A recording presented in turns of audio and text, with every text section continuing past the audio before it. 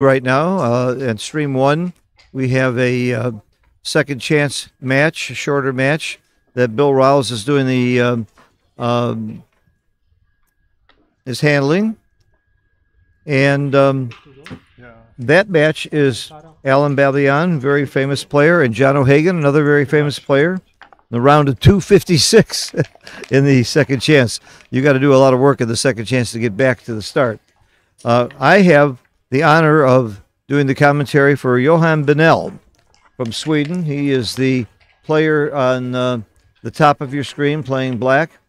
Very tall gentleman. You can't tell when he's sitting. He's not that well known, but when he was here last time and the only time he'd been here before in 2021, he came in fourth. And he's roommates with Thomas Tenlin, so something good has to rub off there. Very fine player, I'm told. I'm told he's the best player, one of the best players in Sweden. He's playing Toni Bernaba with a hat, and everybody knows Toni Bernaba who knows backgammon. He's a really, really top player. He's giant. He's won many tournaments, done well in Monte-Carlo in the past. So I didn't look at the line, but he is the favorite. Now, this is the round of 32 in the undefeated. So they've got a reasonable shot at doing some damage in this event. By the way, I looked it up. The winner of the championship is going to make 77,000 euro. Plus, if you're in the side pool, another 14,000 euro. So this is pretty high stakes backgammon we're having here. Okay, let's get to the action. Coffee would be great. Thank you. No. All right, so we've got a prime versus prime with a Johan having a much superior prime, but not close to a cube unless Johan hits the shot and does some damage. I don't think we're looking at a cube yet. 17-point match. We're going to be here a while. Oh, hit or make the three. Usually it's right to hit. But then where's your five? Yuck. That's the problem. This is a problem. I'm going to try and watch the comments if somebody has something they want to add or question.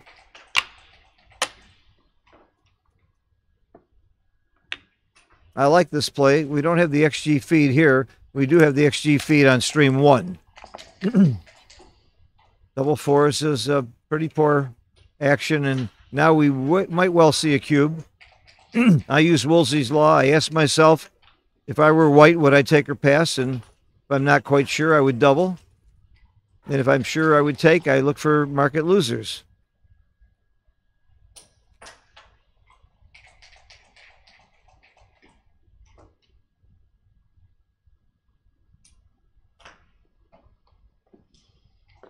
Oh, I'm happy to see that Matt Cohen-Geyer's on. I wish you were here, Matt, and you could do commentary with me, but I'll rely on what you say for what's right, because Matt's right about 103% of the time. I may be off a little, but somewhere in that range.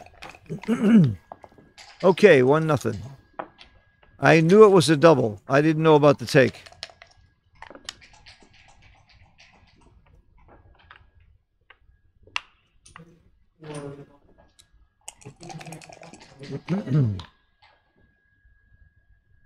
Ooh, interesting. You usually don't hit with the 3-1 on the second roll, but he's already made a point, so it's not the second roll. There's another reason to hit because the 4-point is made. So I like the hit here. You have a distinct advantage in a hitting game when you have more points made. Normally you wouldn't make that play. I won't say normally. On the second roll you wouldn't make that play. Which one to hit? There's more return shots if you hit him off the bar. And you're giving him a good 6 if you hit him off the bar. That might make me hit the other one. That you're not giving him a good 6, which is important when your opponent's coming in from off the bar. I might have been right to hit the other one. Oh, thanks a lot. Tara to the rescue. Okay.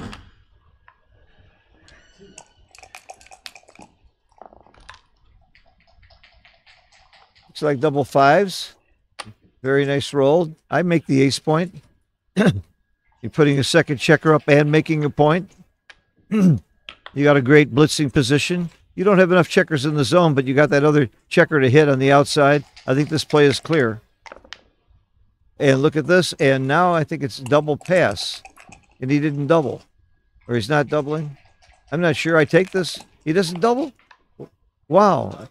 I wasn't sure it was a take. What's he doing? You make the 5 point. What's going on here? This is Toni Bernaba. You make well, maybe he thought he was too good. That's why you might not double. He may have thought he's too good. Why aren't you making the 5 point? It was too good. Okay. He did it so fast. I don't get to too good until I go through the other process first. Oh, he saw it. I think this is a no-brainer and one down. Okay. He was too good. He knew it quickly. He's so much better than I am to see it that fast. Still too good. 6s and 1s to hit. 24 shots hit. Gets the 6 and the 1. I don't think you make the point. I think you hit with the 6 and split the back checkers. Have more ways to. Yeah, the 6 is easy. I think you split the back checkers. That's my play. Must be wrong because that's my play.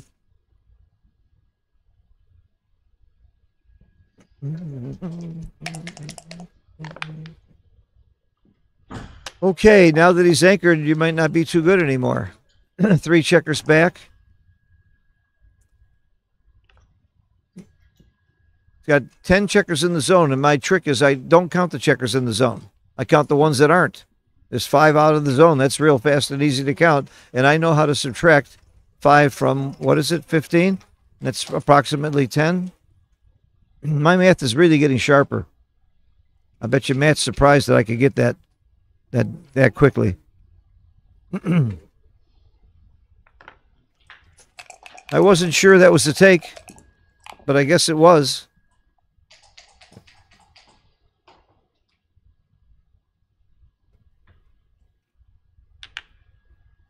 I wasn't sure I was taking that. That was interesting. Position rates and threats were all in favor of Toni.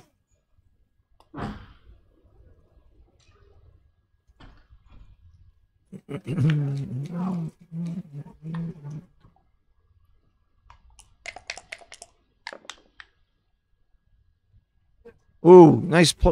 You got to make the 5. If you'd like to come up with the 1, but then the 3 is too dangerous, and 5 points to 5 point. I'm sure I'm making the 18 point, and that's what he's doing, and I'm not sure about the rest. I think as I'm winning the race, I might continue.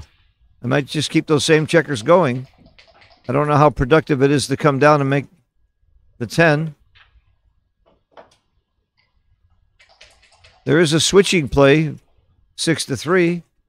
If there was another blot somewhere, I would certainly do that. There isn't another blot, so it isn't that exciting.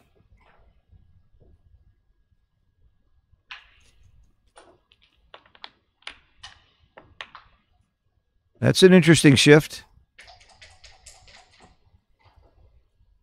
I think I'm just going to continue off the 18. When you're up in the race.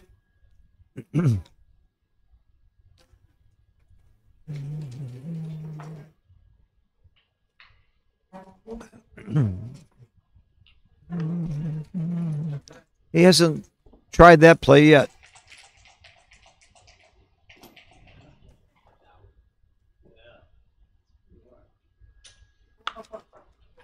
Certainly a reasonable play, could be right.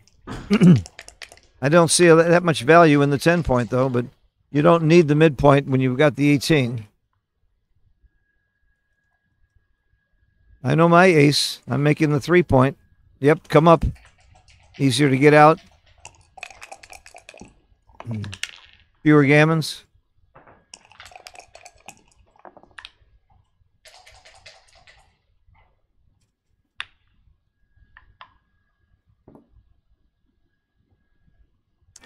This one's not easy for me, whether to come in or come up. Coming up is certainly easier to get out. This is not easy for me either. They're all not easy for me. What's going on here? I'd like to come up with the ace, but I don't like the deuce of stacking on the 6. Why do the dice gods do this to me? Why can't you make my life easier?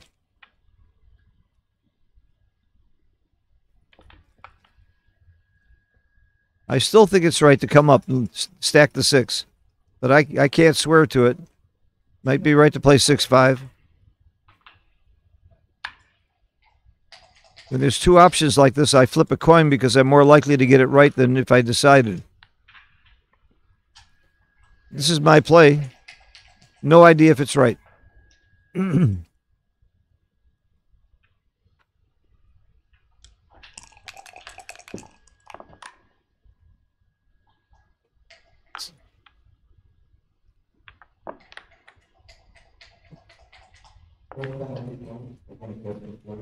I'm a lifter. I go to the bar point, get rid of the blot.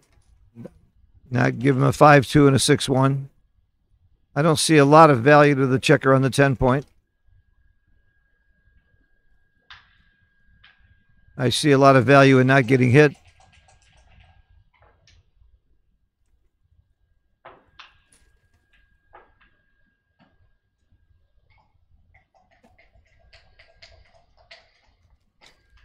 There's a play that I didn't consider. Now you get hit with 7s and all 3s. And 12. Might be right. There's the hit. And a beautiful ace from 6 to 5.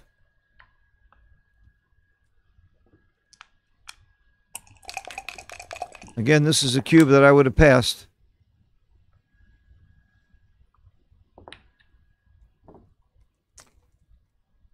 But he's got game. He's got game.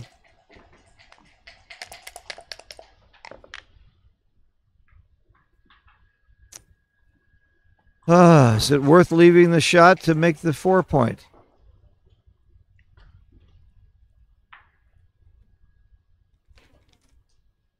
Every shot's a dilemma between 2 plays. Every time, every roll.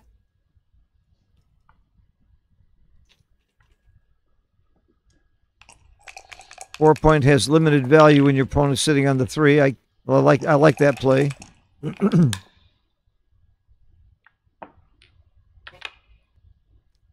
FBL, forced by logic. They say I coined that term. I don't know. I may have heard it. I think I heard it years ago from Hal Mauser or Bobby Anderson at the old Cavendish Club in Chicago. I think that's where I really heard it. I don't think I can take credit for that saying. I just invented Woolsey's Law and Woolsey's Law. I came up with those, but people don't credit me for that very much.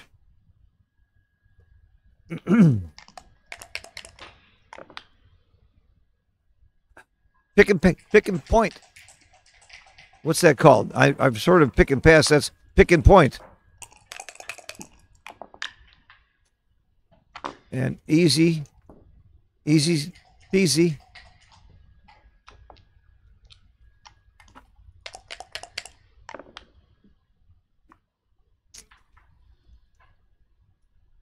This doesn't look hard for me either. Just run, yeah. This is not real easy for Toni to bring home.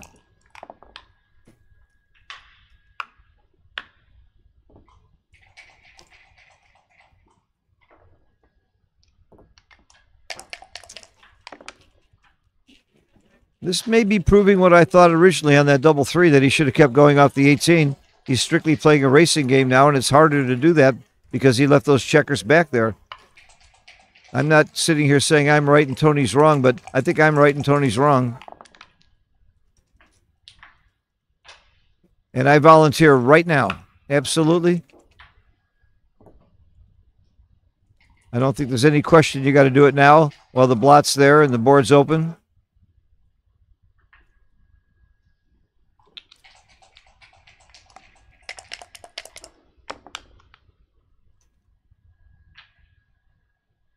Rewarded for his bravery.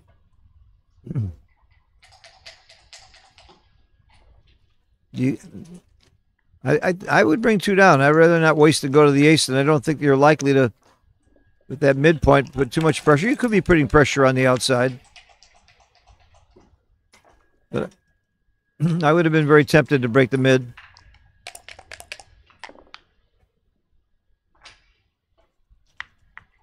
Someone says they're happy to see a Lebanese player. Me too. I know it's difficult for that part of the world to travel as much and make it to tournaments, but Toni seems to make it to Monte Carlo pretty often. I happen to have a couple of Lebanese students in my history, and I love the people there. And by the way, they know I'm Jewish. They've invited me to come visit. Just told me don't come from Israel. And they become good friends. I have the same thing with the Iranians. Many Iranian friends. The people of all these countries were all good friends. I'm really good friends with some Russian people too. But politically, and it's a problem from the governments, not with the people.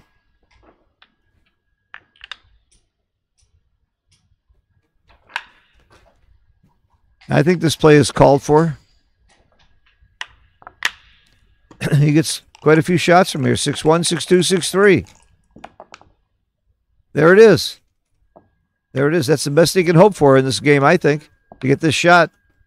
And it's probably a winning shot. Probably. 14 numbers out of 36. And why wouldn't you hit it? That's not smart to miss it. Johan, how did you come in 4th here? It wasn't by missing shots. I'm impressed. If a guy comes to Monte Carlo once and comes in 4th, that's no small feat. I have small feet.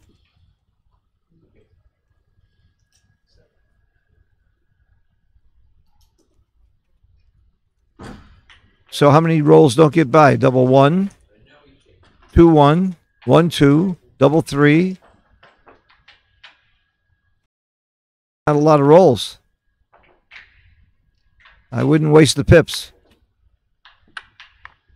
Okay, I would have run.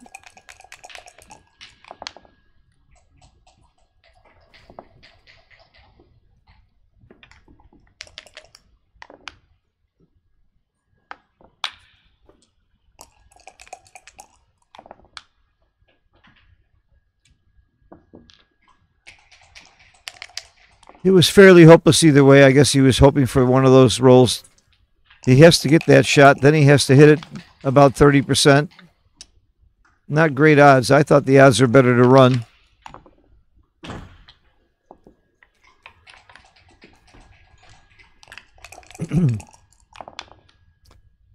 But his odds were so small either way. I like that he didn't waste too much time on his clock trying to figure it out.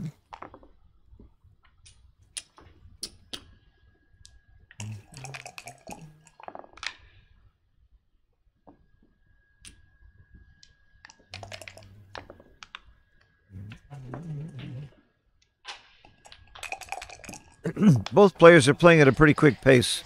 I don't think there's been that many really hard decisions. I think that cube decision was hard, though. Again, I'd like to see it. I really wouldn't have taken it, and I'm probably wrong. He ended up getting a shot to win, to probably win. That's gin, as we say. When did we start saying that's gin in a backgammon game? That's all she wrote. I played gin, by the way. That's my favorite game. Not my favorite game. It's my best game. Backgammon's my favorite game, obviously. Okay, 2-1. Absolutely no effect on the score. But I was really surprised at a couple of matches earlier and yesterday, a score of 3-0 in a match to 17 compared to a money game turned cubes from no double to pass based on that score. I couldn't believe it made that big a difference, being up 3-0 to 17. But you can't convince me that 2-1 is going to make any difference compared to money until you get to a 16 cube.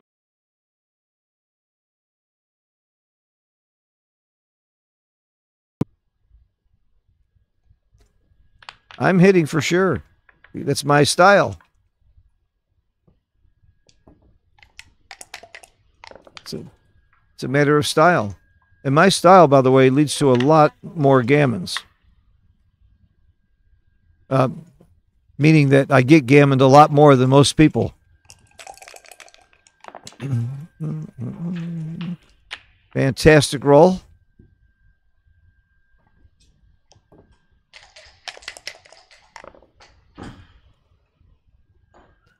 I'm a runner. And he does.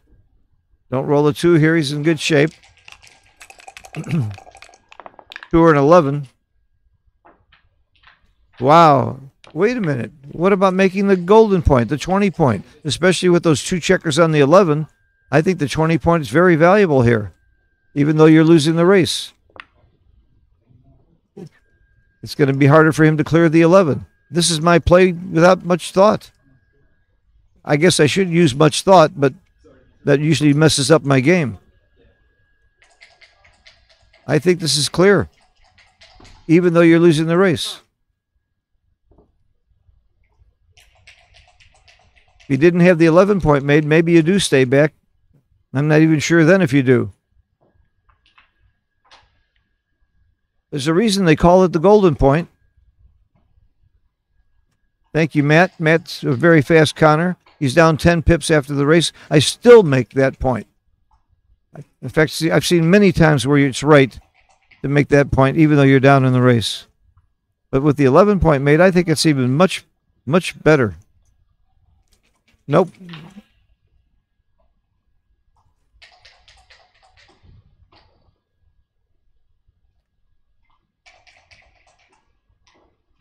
Matt says he would keep the 22 point, and I know why. Because I like the other play. That's why he likes the 22 point.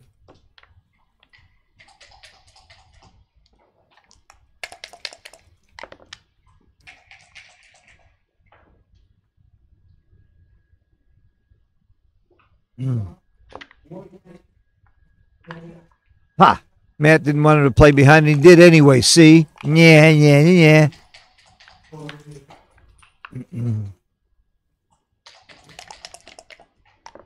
We miss you, Matt. I spent the last hour and a half playing Pineapple Bluff Gammon with the Kiko. You could have joined us. It would have been fun. And I'm very proud to say that I broke even. And the other day I played Bazooki with Kazuki, and he killed me. He bamboozled me. But enough about me. There's a match going on here.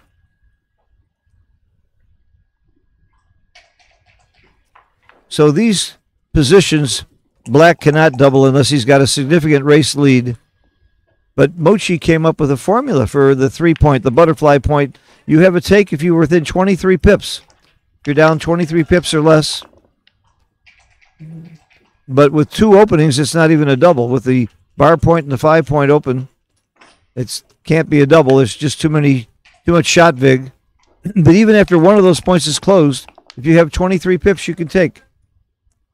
I don't know how he got that formula, but it works. That's probably how he got it, because it works. Probably played with XG until he found the number. 23 pips.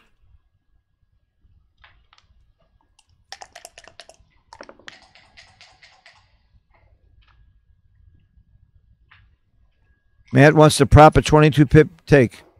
Sure you want to prop it. That's because you're playing the checkers against me. I'll prop it against you and Mochi, though, because I've seen the results.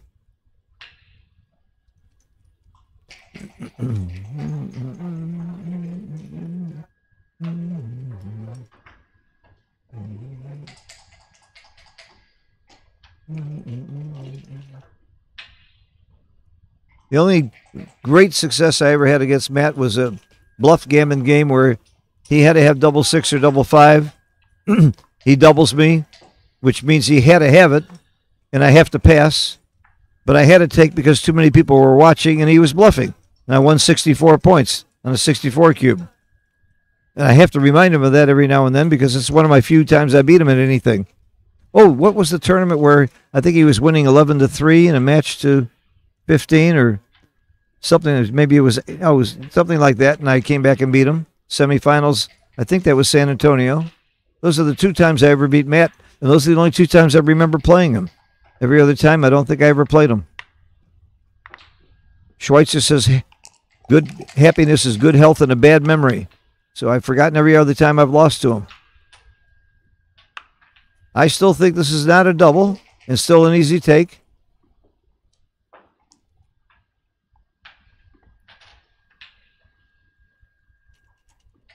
I got my professional helper, Charlie Briggs, here with me. Say hello, Charlie. Wave to the world. Jason's son, one of my star pupils, although I have to say that Steve Sachs also worked with him. And when I got him, he was a 12 PR player. Now he's 14.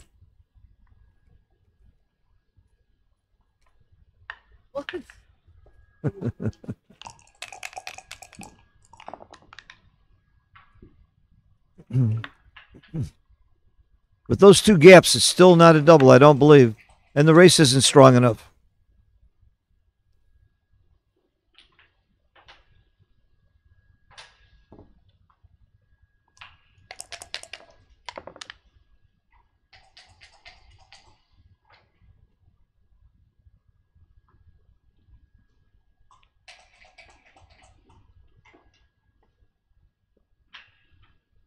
Well, do you just keep dumping or do you volunteer? Volunteering is certainly more efficient use of your checkers for the race, but you're leaving a shot.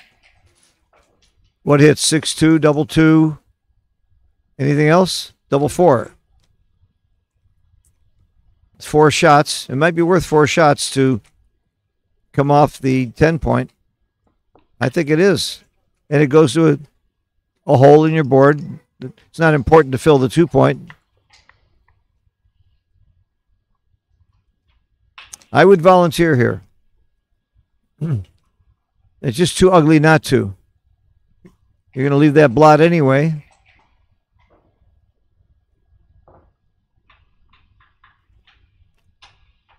Charlie, you look good. Did you shave this morning? No? You look good. All right, he did volunteer. I like the play a lot. Ooh, and if he'd been hit, I would tell you how stupid it was. We're getting closer to a cube because there's crossovers in addition to the pip count.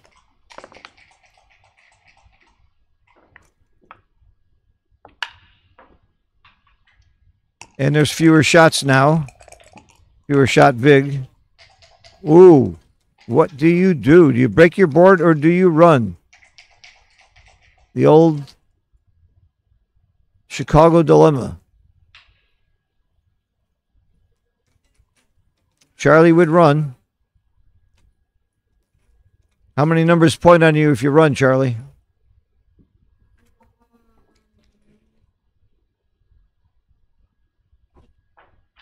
There are 3 checkers shooting at you. That means there's 9 numbers that can point on you. 3 times 3 is 9. It's that simple.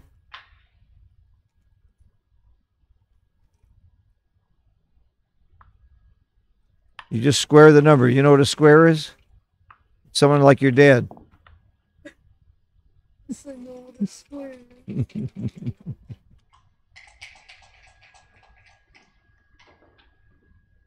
You're a straight A student. You should know what a square is. So 3 times 3 is 9. If you had 4 points shooting at him, you'd have 16 numbers that would point on him. Assuming all doubles play, and in this case they do. Double 1s, double 3s, and double 5s play. So 16 numbers out of 36 is not quite half. What's half of 36? 18. So he's not quite half. So that's why you don't run, I don't think. And there's pick and passes too.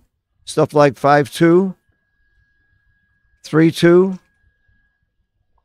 1-2. They're all pick and passes that destroy you. The other side of the coin, though, is you waste pips and destroy your board if you don't run. Yep. It's a great cube. It's a pressure cube.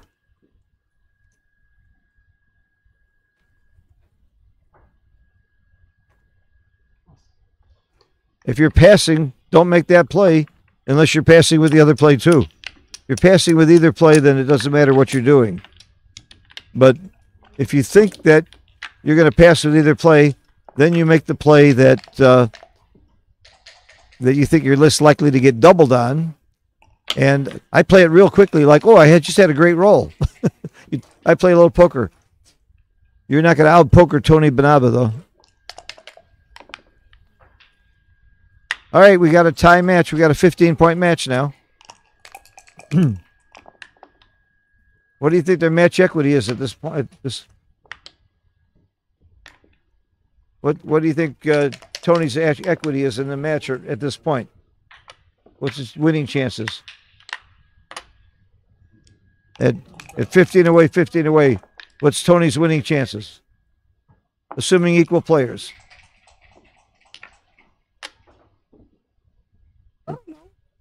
Well, the scores is exactly tied, isn't it? 50-50? At any... I thought you meant in the game. Yeah, no, in the match. Anytime the score is tied, you're 50-50. I was trying to figure out, like, with the chess. Okay, I got you.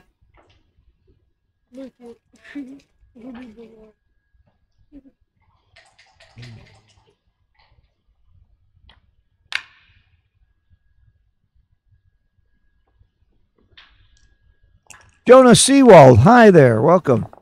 You won all that money at poker and you're still watching Backgammon? You're a sick puppy. If I had all that money, I'd be out celebrating with my wife if I had one.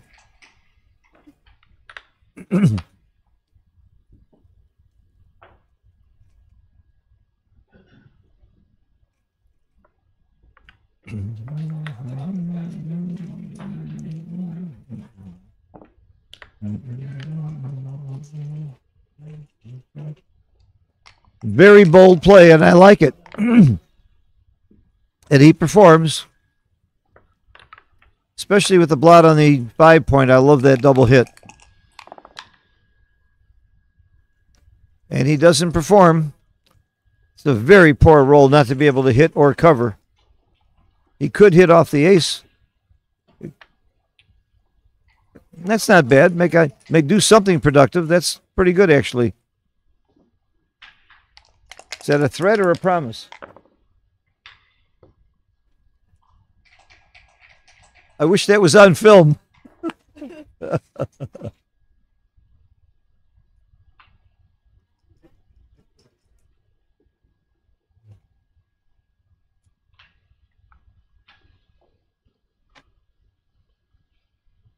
I am clueless about this play. Oh, I like that. I like this, especially with those other two blots. Delicious blots on the other side. I call that delicious. I like that hit. The apprentice was Charlie Briggs, somebody asked. He's Jason Briggs' son, the genius kid, 13 years old, from Palm Beach, straight A student, scored 43 points for his basketball team last year in one game, 36 points in another game, a star athlete. It's a really great kid, one of my dearest friends. And I'm planning on him marrying my granddaughter in a couple of years. Here's the double hit. Which one do you hit, though? Makes sense. You're sure to get that other checker next time.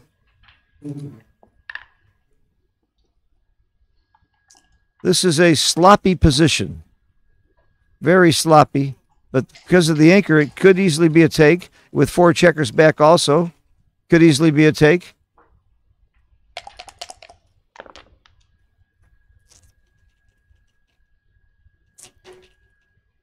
You're about to bring the 6 down. Have another builder. If he doesn't make the second anchor, you can double him out. If he makes the second anchor, he's got a nice back game. Or double holding game, depending on what point he makes. Why not bring the 6 down? Yes, why not put it on the 7-point? I'm trying to think of a good reason not to. That's my play. Okay. And he anchors. Now he's in the game for a long time. But I like the 7 point because that's the point you want to make, and he can make it. And I would. Good. It's not a great back game once you've made your 2 point like that. He's going to hit inside. He'd like to get hit back. He doesn't mind getting hit back at all. Now we're playing Backgammon. This is my game, baby. I'm willing to bet anybody in the world at Backgammon that I've lost more than anybody else. I invented the game, named it after Jim Pasco. I play it with a lot of superstars, and they kill me. But I'm having fun.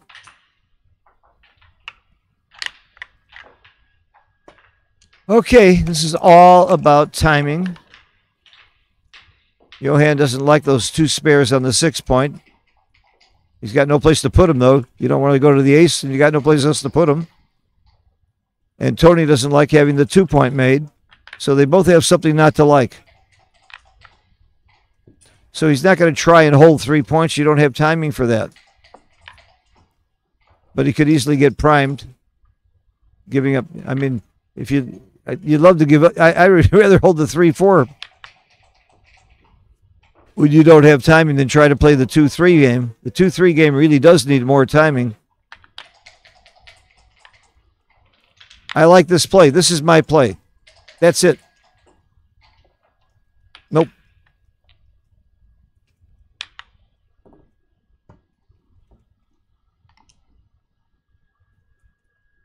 They say you're supposed to double a poorly timed back game.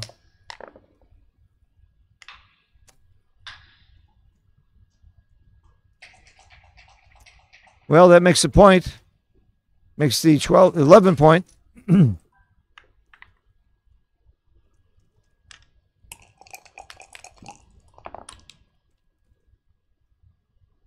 Hits and slots. I'm slotting my 3 point here.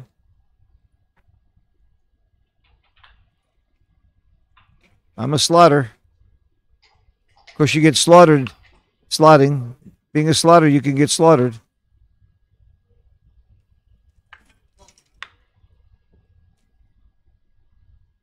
That checker on the 6 point doesn't have much use anywhere else anyway. Why not put it on the 3? I would have slotted. And been hit, which is not so bad. Yep. I told you Johan wanted to make some use of those checkers on the 6. That's the best use he could have made of it.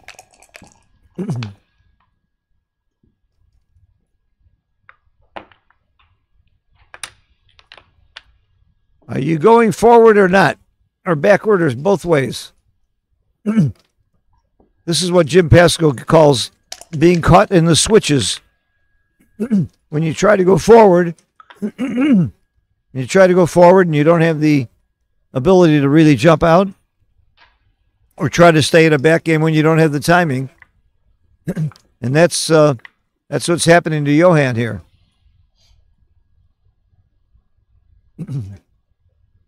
I'm sorry, that's what's happening to Toni. Toni's the one that I think is going to get caught in the switches. I'm very tempted to be doubling this. If I'm Johan. Oh, I don't like stacking. I'd rather come out and get hit.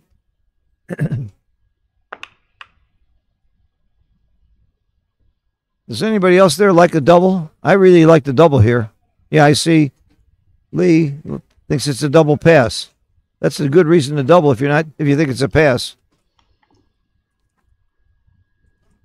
But if you think it's a pass, you might think it's too good, but I don't see that here. Not at this score. An undoubled gammon it's okay. It's like having a little whipped cream on your pie. It's not the same as ice cream. Give the cube. It's fun. There you go. I love this cube. He grabs it. He just absolutely grabs it without hesitation. And I'm not sure that's right. I think I would pass it.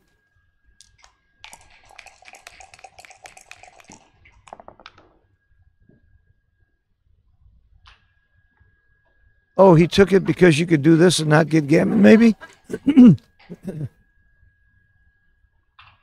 Yeah, this shows you why I don't think it was a take. He's clearly saying, I don't have timing to play a back game, so I'm going to get off of it. Then why the hell do you take the cube to begin with?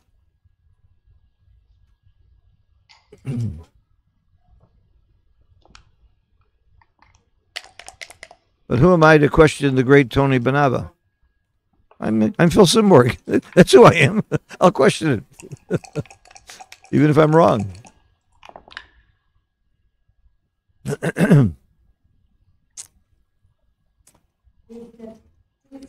Ugly. Got to bring it in.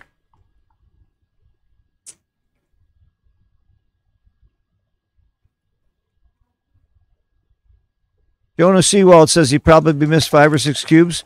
Not if the guy's still taking, he didn't. He's still got to take. Maybe he knows his opponent. Maybe he knows something. He didn't lose his market. Not with that. He may have lost his market against XG. You're playing a human. I don't know if you saw it the other night when I was doing the commentary with Sander Liloff and a relative beginner who happened to beat him. It was a great bluff by Sander. It was a monster pass. Sander deliberated over the cube for a long, long time, finally gave it. And the guy took right away, thinking, well, Sander wasn't sure of the double. And Sander was not thinking too good. It wasn't one of those things. He was just playing a little poker. We all know Sander's a hell of a poker player too, and it worked. So this game, there is some psychology. Knowing your opponent matters, even, I guess, at this level. We're talking about a pretty high level here too. There is a human factor. Dancing is good. I don't know. Anchoring would be good too, but I think I'd rather dance than make the 2 or 1 point. Because even when you make those points, you're going to crash. So not crashing, I think, might be more important than making a second point. I think hitting 2 is a little over the top here. If the gammon value was real high, I would hit 2 and go for the blitz. Or if Toni had 1 less point in his board, it still might be right. It's a thought. You know what? It could be right to hit 2 here.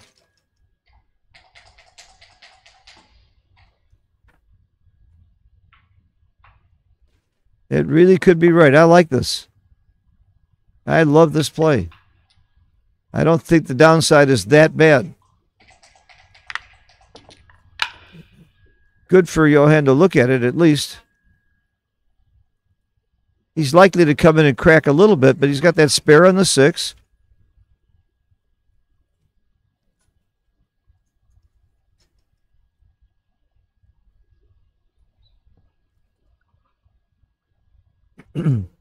He's got a Swiss cheese board, so I hit 2.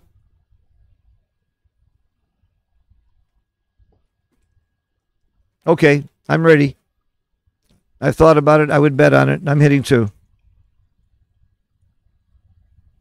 I wish we had the XG feed so I could win a lot of money against anyone who would bet against me on this one.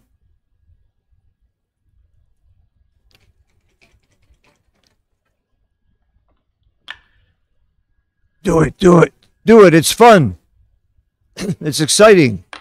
Do it for the fans.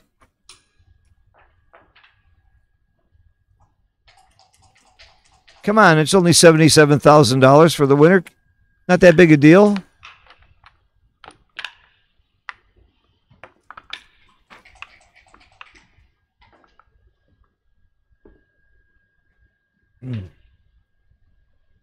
I think the rule should be you have to keep the checkers away this way or you are not allowed to put them back. I recommended that rule 7 years ago. And it's become the standard to try to do this, but they never made it a rule that if you didn't do it, you couldn't put the checker back. I think that should be the rule. There's a lot of people who say touch move. I don't like that. It's just too severe and too drastic, and you do need to look at it.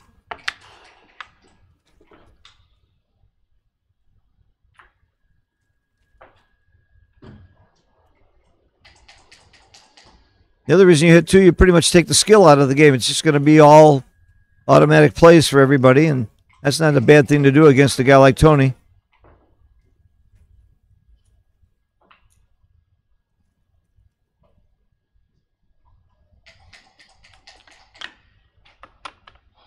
Yes, thank you.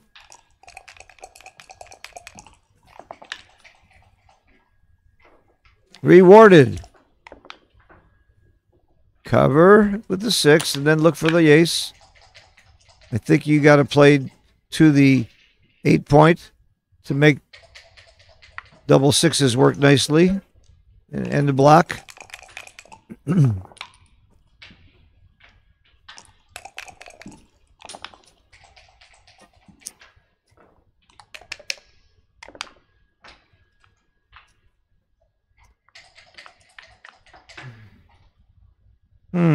I might have just taken the checker from 9 to... That's a lot of builders. I might have taken the checker from 9 to 4.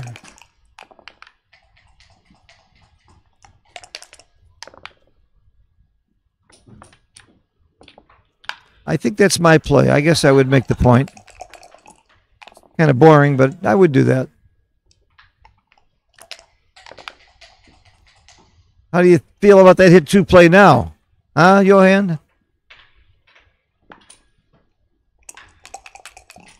How do you feel about that take now, Toni? I don't mean to rub it in, but I thought it was a pass.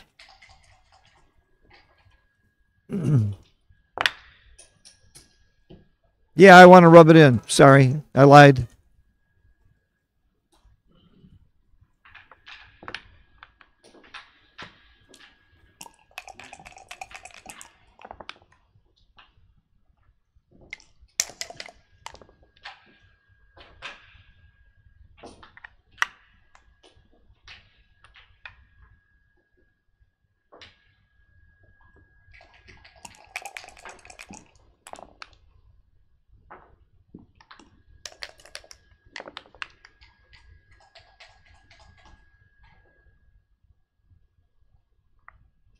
Keep going.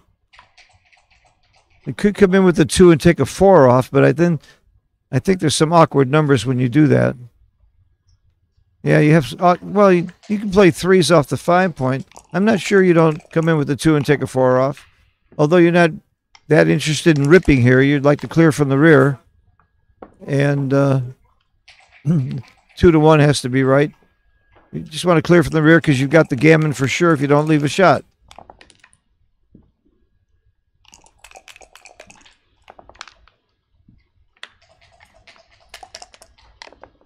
No 3s, he's saying to himself. That's right, just clear.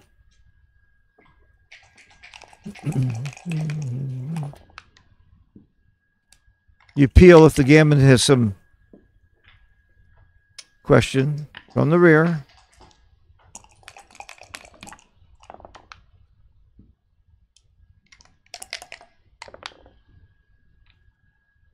Good roll. He needs a 1 or a 2 or doubles next time to not leave a shot. The odds are well in his favor that he won't leave a shot. And he got away with it. He does have doubles that leave shots next time and plus high numbers with a 1. So there are quite a few numbers that leave shots now. And he found one of them. This could be a big opportunity for Toni to roll a 4, or he's got to roll a 4. Nope. Someone would. I used to play with guys that would say, "Oh, well, look how lucky he was to roll doubles." You want to slap him, don't you?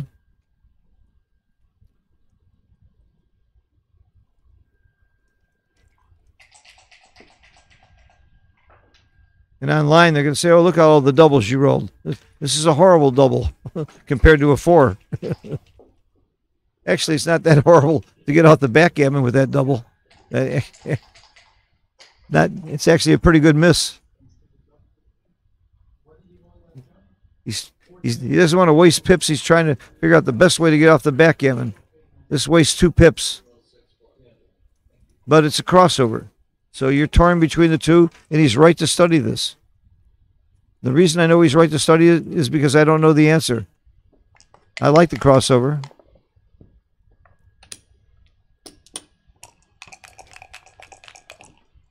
I think the crossover had to be right. You get two crossovers here.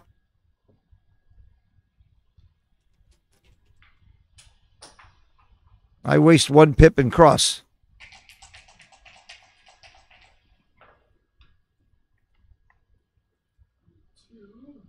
But it's right to study. I could be wrong about this one too.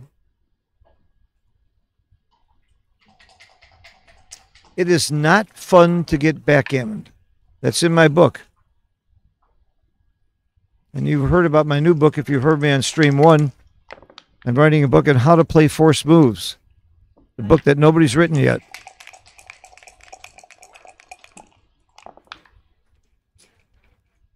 The 2 comes out for sure from the 5 point. Okay, both out. I like this. This is not fun. He's going to have 2 high numbers next time. No, he doesn't. That's a 6-pointer. Okay. This is why back games are supposed to be passed. Now, I'm not saying for sure he had a pass that time, but I'm saying I would have passed it. Okay, break time. And if Toni called the break, that's smart.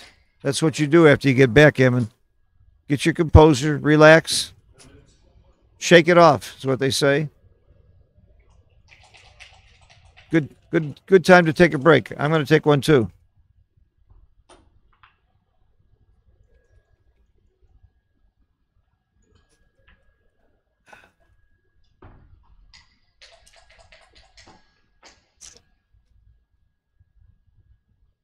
The big play was the 6-1. I agree.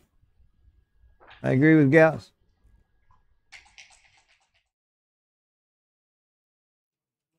Guys, oh, great. I got somebody who's as smart as Matt Cohn-Geyer out there making some comments. And, of course, Thomas Tenlin's there, too. I got some people who know what they're talking about. I wish one of you was sitting here next to me so I could keep my mouth shut and learn instead of trying to guess. I had Michi and David Wells doing commentary with me, and Joe Russell, and Mark Olson. These people have been commentating with me during the week. Right now, everybody's busy playing. I can't find anybody intelligent to work with me.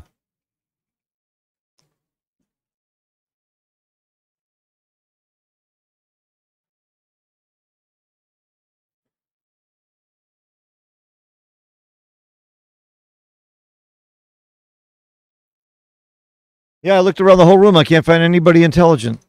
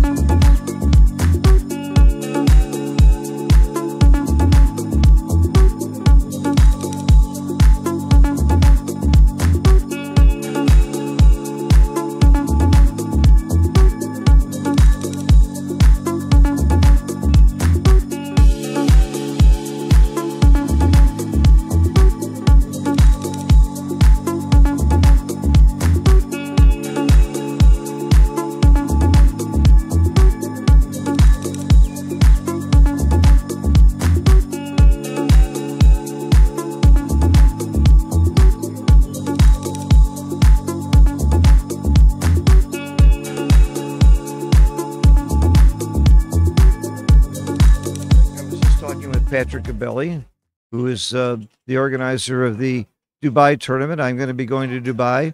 I'm going to play in Dubai, but I'm also going to do a lot of commentary and I may do a clinic there as well, depending on the timing. I'm really looking forward to the tournament. My family's a little mad at me. It's during Rosh Hashanah, which was a complete accident. And if it wasn't an accident, I wouldn't be going. He feels terrible about it, but that was the only timing because of other conflicts. But it's a $50,000 money added. They really go out of their way to make it an exciting and beautiful venue for players, and I would urge people to come. Mainly because you're going to see me there. And if you don't see me there, you'll hear me there. By the way, you can hear me whether I'm there or not because I'm not too quiet. All right, we're getting ready to start again.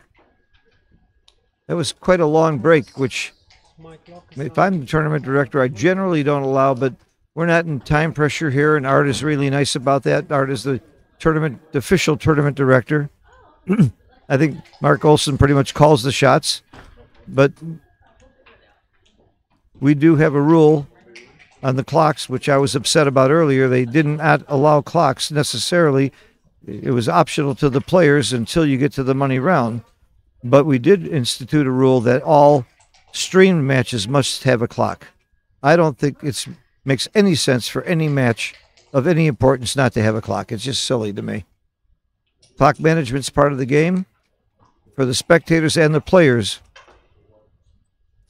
If you don't have a clock and you got a hard decision, take a couple hours. Why not? That's what ruined the game for me long ago. That's why we put the clocks in. We had some people who take an hour on a decision. I had a match earlier without a clock. Sander Liloff's match, 4.5 hours. It's a great match, though. It was worth it. And he got beat, got upset.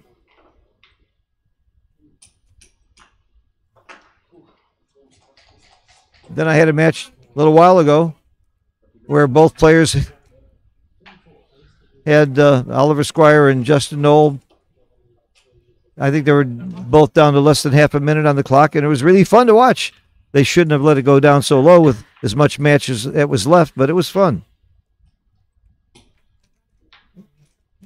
I would not allow this long a break. You're hearing some noise behind me and some screaming. There's a bunch of chouettes going on, which I'm missing. So this is saving me money. I have never lost money doing commentary. But there's several chouettes, and I could have played in any of them. Looks like they left the clock running. But neither one of them used up that much time on the clock. I think it shouldn't be a problem resetting it. If I were the tournament director, and that's who should be doing the resetting and making the ruling, instead of 34 minutes, which is what they started with, I would give them each 30 minutes, something reasonable, and go from there. Unless there's a picture of the clock and you know for sure. And that's what I always recommend. When you take a break, you should stop the clock and take a picture of it with your phone in case it accidentally runs or something, or somebody sneaky runs over and hits the clock.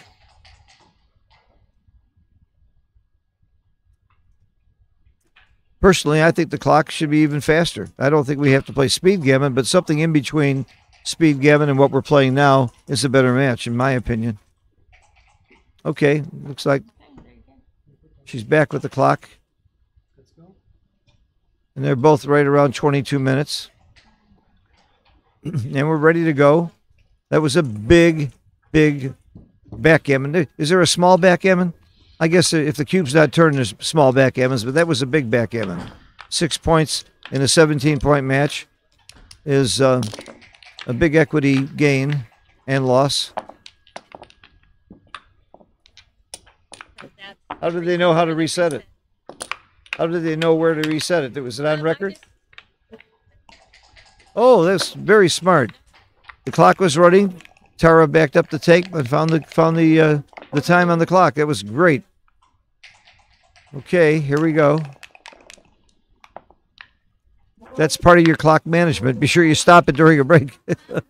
Unless it's your opponent's time that's running, then you don't have to stop it. I guess that's a form of cheating, though, if you know it. And again, I'll say this. I'm very proud. I've never been caught cheating.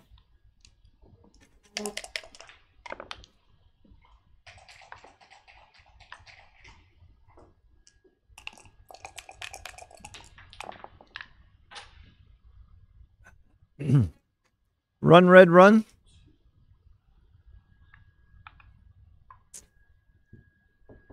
I run simply because I don't like the 5 anywhere else. I don't want to unstack, or I don't want to strip my midpoint. I don't like this. I think I'm running. You're inviting some action there. Of course, you're stranding the back checker and you're leaving a direct shot outside. This could be right, but I would keep going. I like this. Must be right because I like it, right?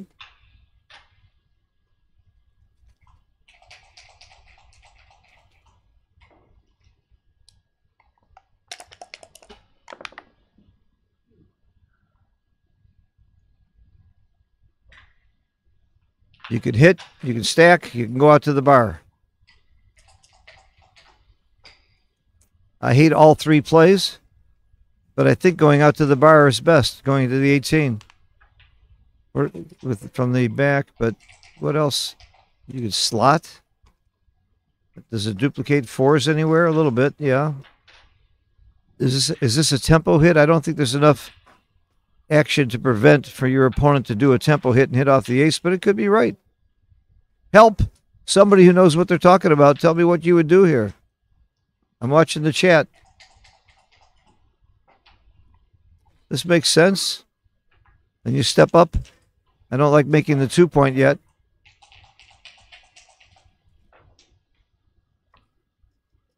Okay. He made Jonas play. It made sense to me. I like the play.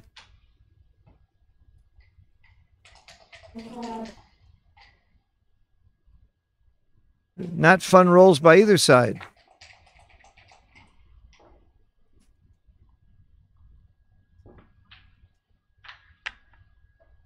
I think that's pretty easy.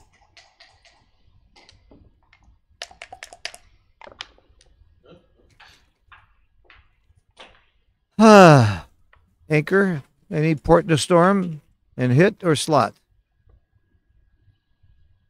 Hit or slot. I used to always believe that when you had an anchor, you could play more boldly, and then somebody told me Michi has been preaching lately that when you make the anchor, you play more safely. So I'm a little confused. I asked Michi about it, and he gave me the answer I wanted. He says it depends. I like the hit because it unstacks.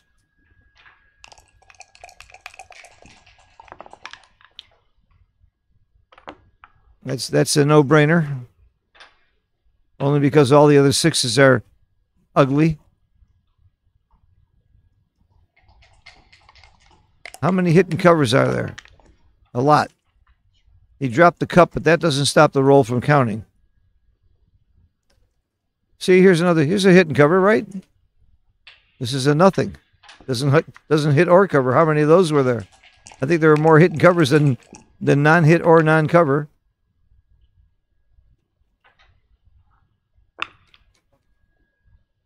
I like this simply because I don't see another 3. What other 3 is there?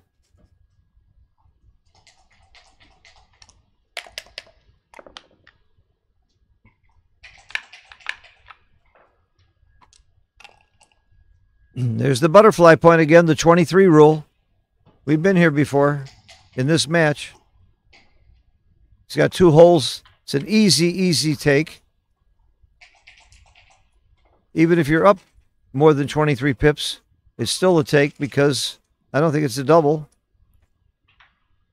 I invented reverse Woolsey's law. You're doubled and you're not sure it was a double, then for sure it's a take. And Kit gave me permission to put his name on it. Okay, if it doesn't get hit now, it's over. Double pass. Score it. Why bother? Just score it.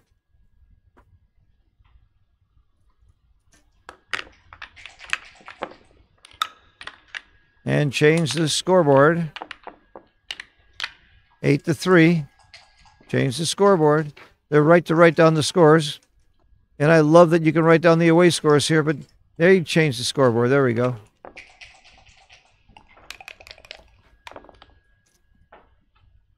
Very nice of Toni to let Johan choose which dice, and Johan chose the black dice to start with.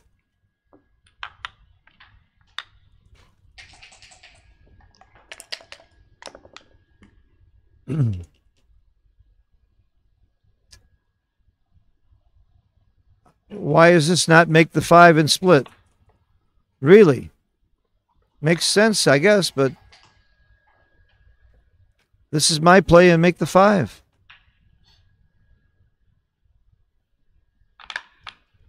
And why do I make the 5? Because everybody says you should make the 5. He should never have made that play. Why did he waste his time making the 5 when he could have made that point and not get pointed on?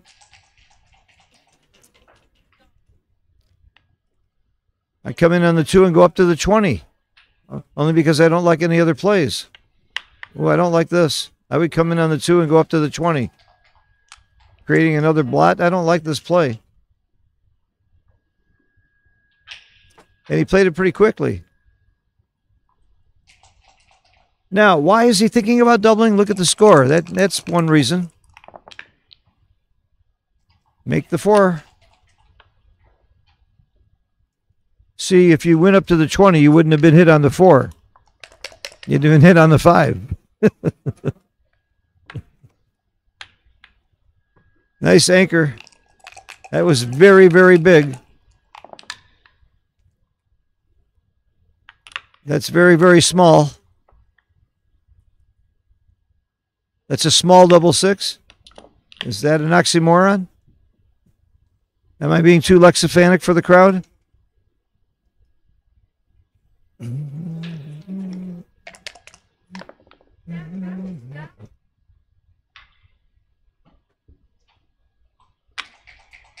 point's a point. How can you not make that point? What else is there?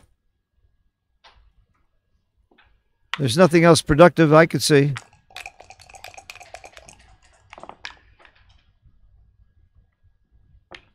It's forced. This is forced. Just bring it in. I say forced. I mean, it's forced. That's what I mean when I say forced.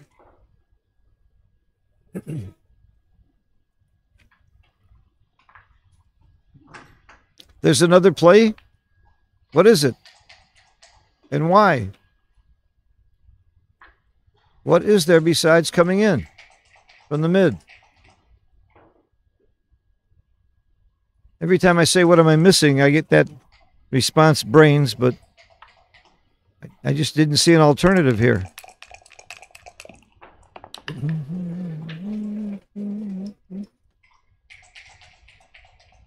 Volunteer the ace shot. You don't like it, but again, no alternatives that I could see. And he hits the ace. The question is the 4. I know my 4.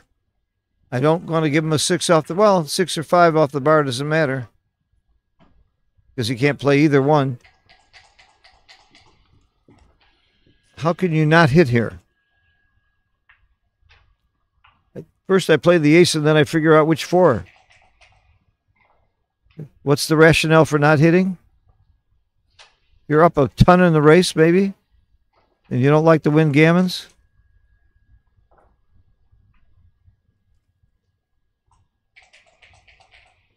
Jonah Seawald, it's okay to think. Thank you, Jonah. Great tip. Might be okay for you to think. When I think it leads to more mistakes. You don't come in on the 3. Where are you going to play the 3? Well, yeah, you give him more ways to hit you coming in on the 3. This is cleaner.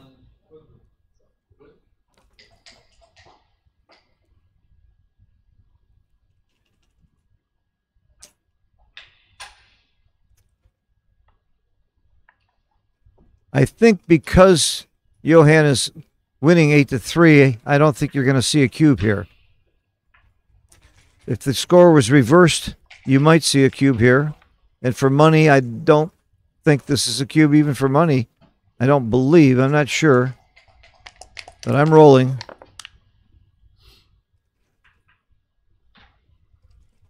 Bring it in. Hope he doesn't roll a 4. Toni really wants a 4 here. And he gets it. That was a big, big 4. Oh, 2 out for sure. How far is the question? Depends on the race. And I think you'd have to count this race, and that's what he's doing right now, as to whether you continue or stay back. I think you come out with 2 regardless of the race and then decide the other 2. I think you're better off even if you're losing the race to come out.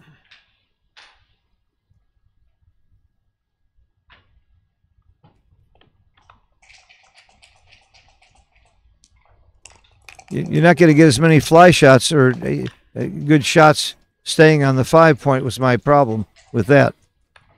See, he'd come out now, he'd have a direct. That's why I like coming off the 20 point.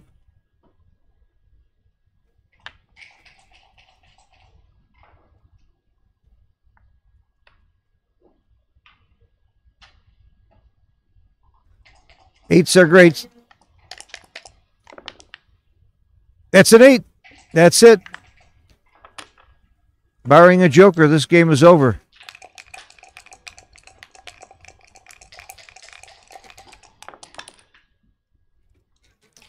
One, 5, 2, 5, double 1. 2, 6 is anti-joker. He's better off dancing. Now you could be too good. I think you are too good. What's a bad roll? And how bad are the bad rolls? I think this is too good.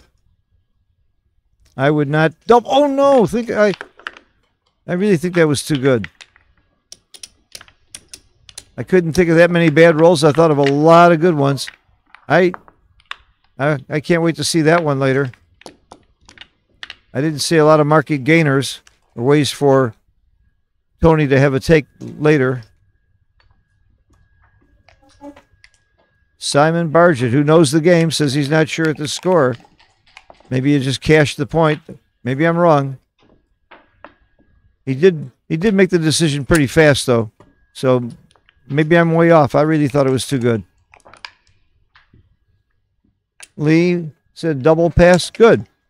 Nice to see it. I'm always happy when the players that I'm watching play well. I know they're going to play better than me. That's why I'm sitting here instead of playing. But not everybody plays better than me, but almost everybody I do commentary on does. That's why they're in Monte-Carlo in the winner's bracket. All right, this is easy. I would have thought it was too good. Oh, somebody else says it was way too good. XG says double fit. So we got a little disagreement in the chat as to whether it was too good or not. I wish I had the XG feed, but we don't have enough people who can do the transcription fast enough. I need Ben Friesen. Ben's the fastest I know.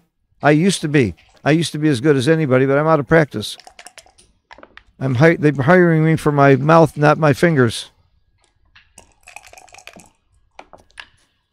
And I won't take that any further when it comes to relationships.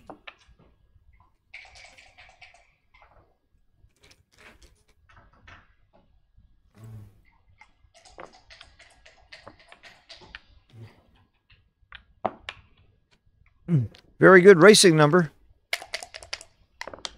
Every game is ultimately a race. In Florida, we're not allowed to discuss race. I'm from Florida. We can't talk about race. I can't talk about what we can't talk about. That's how bad things are in Florida right now with the politics, and I'm not supposed to talk about politics, so I'll stop.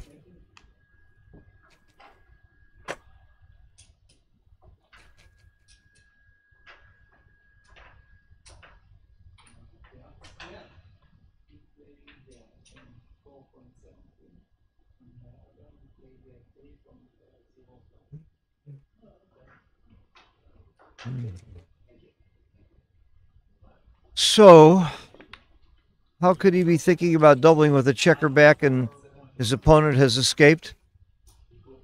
I mean, he has only got an 8 shot. Okay, so stream 1 is over. Yeah. So, if it's okay with you, Michelle's going to come join you. No, it's not okay with me. It's wonderful with me. He's going to have a cigarette first. Yes. Come back. I need you. I need you. Okay, he's going to be here. Great. I'll be joined by Michelle Lamotte shortly, and I won't have to think. I'm very proud. Michelle took lessons from me for quite a while, and he's about 4 times better than me. He's one of about 24 of my students that has turned into a really great player and is better than me. I think Michelle was better than me while he was taking lessons from me. And he's not the only one that there were some things I could teach him. Okay.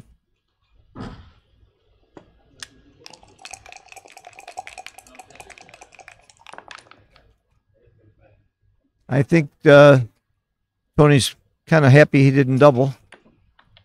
Didn't look anything close to a double to me. But again, like Jonah says, doesn't hurt to think, unless you're Phil Simborg.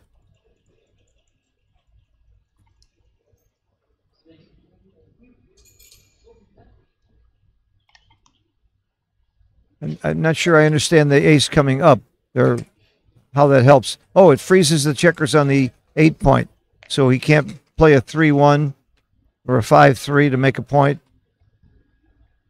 I can see that ace now. I understand it.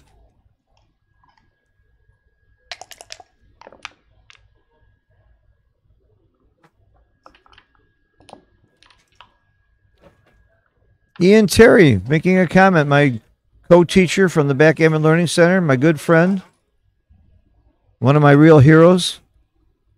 In spite of his looks and brains, he's found a really cute girlfriend.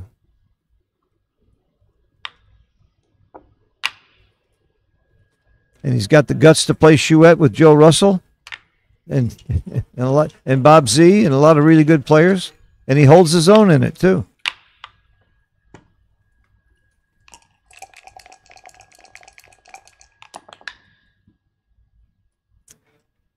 I don't think you step up and get pointed on almost everything that doesn't have a 6. Did I say almost everything? Is it everything that doesn't have a 6? Yeah, double 5s doesn't point on you. So double 5s and any 6, but anything that doesn't have double 5s or a 6 points on you. Are you praying to get the cube so you can get out of this game? I don't know how you can step up there.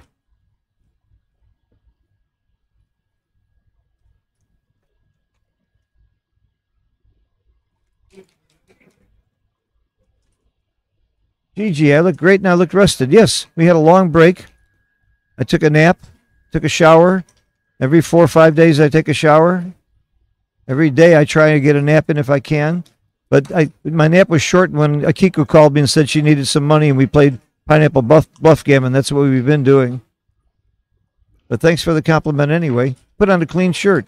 I do that every few days too.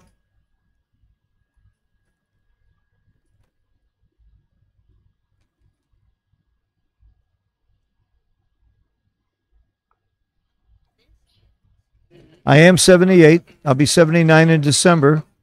And I won a bet on that one, my birthday. I bet with Markowitz didn't know. I told him my birthday was Pearl Harbor Day. We made a bet. We called 6 people. 5 of the 6 knew what date Pearl Harbor Day was. Of course, we call all Americans over 40. Ian Terry knew the answer. I'm not going to tell you who didn't. I don't want to embarrass him. Bob Zavrol, he called Bob Zavrol and said, do you know when Pearl Harbor Day is? He said, yeah, it's Phil's birthday. Mochi did not know Pearl Harbor Day, but then he said, do you know what date Hiroshima was bombed? Seriously, he asked me that. And Nagasaki? It was funny. I guess there is some humor in that, or not. No, I'm sorry. Probably not good to joke about. That actually is the conversation. That's pretty good. December 7th, 1941 was Pearl Harbor Day. I was born in 44, but 41.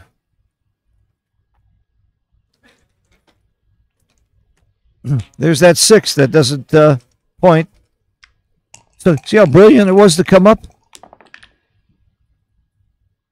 Because you can always pop out. Oops, maybe you can't always pop out.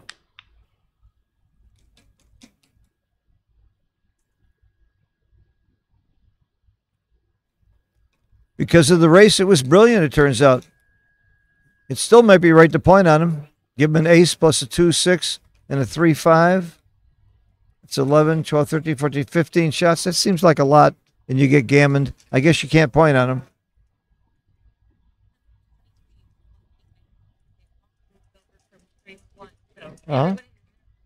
Well, the pressure's on. The Stream 1 game was. Who won over in Stream 1? Who won that match? O'Hagan, my buddy. Well, John he's my teacher for years, and he's my co-teacher at the Backgammon Learning Center, and he is my go-to for the cube. He's as good in the cube as anybody in the theory and use of the doubling cube as anybody in the game, in my opinion. And he thanked me for coming up with O'Hagan's Law. Hey, Joe Russell, I need you. You got me. I need you. You got me for a little while.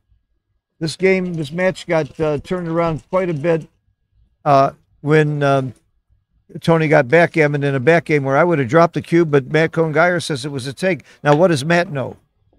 I got joined by Joe Russell, by the way. He's learned a few things. He used to be a student under Falafel. He taught him. I think they went to Weight Watchers together or something like that. I don't know if you're in the mic enough. Your voice is not loud. Okay. Yes? Okay, good. I wish you were here a few minutes ago. There was 12 plays I didn't understand. We don't have XG on this one? No XG. And there were 14 plays I wasn't sure. That's going to make it harder for us to seem smart. Why isn't MCG here? He should be here. I thought he was coming. COVID. He got COVID? He got COVID. He lets a little thing like that stop him. If he was here, we'd have more fun with all the sick people here. You sound like your little horse. You don't have a horse. I tested positive this morning, but I don't think I give it to anybody. Okay, not yet. I think I'm okay. No one's complaining about you giving it I'm to a little them yet. hoarse because I'm doing so much talking. That's why I need you. I need help. And when do you not do so much talk? I'm used to it. That's right. No, this is about as much talking as I can do in one day.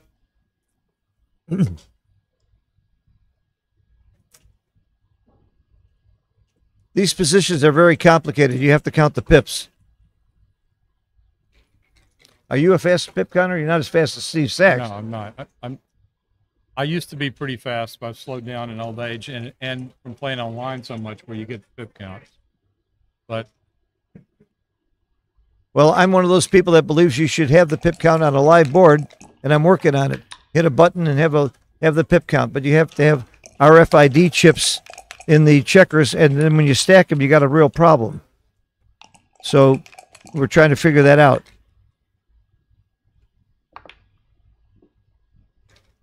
I think White's pip count is 64.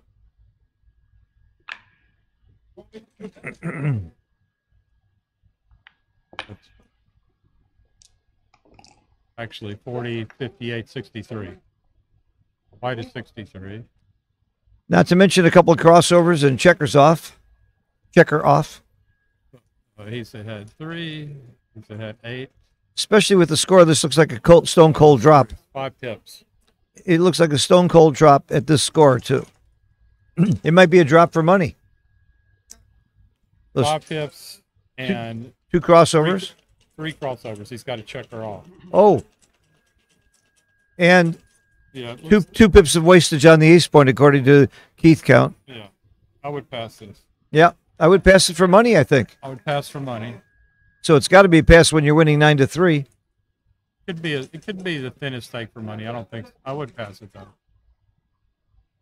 5 pips, penalize yourself 2, calls it 7. 3 extra crossovers.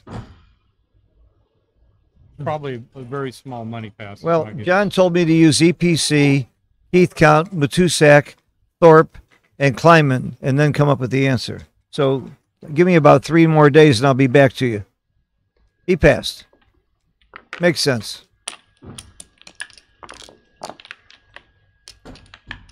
Change the score. 9-4. We got a battle now. Paul said 71-63. I had 68-63 if you're not counting penalties. But I might have made a mistake. I'm glad you're here for another reason. I got 2 texts, one of them from Toni Grunwald saying how much she enjoyed listening to you and I together on the stream before. Really? Yeah, and I got other people that said we were a great team. Oh, fantastic. So I make you look good, obviously. Obviously. At least in comparison. Yeah, but Toni Grunwald enjoyed it. She's one of my favorite people. Yeah, one of mine too.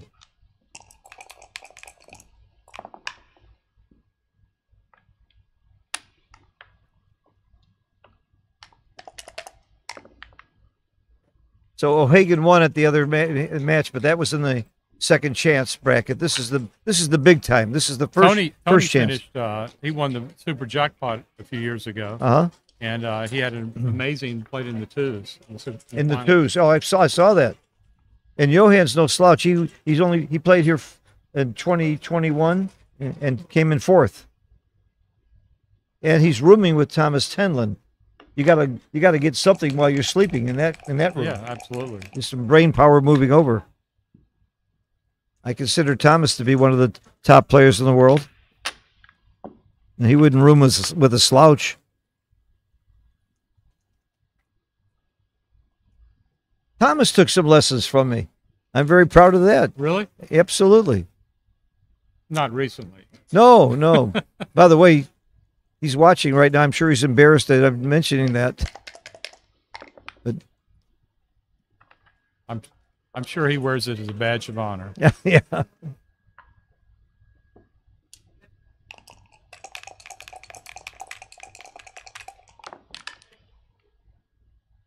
5-6. Boom.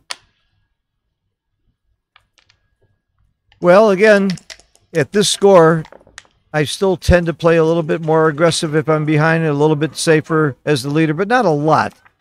You shouldn't adjust too much, I don't think, do you, Joe? No. Not too much.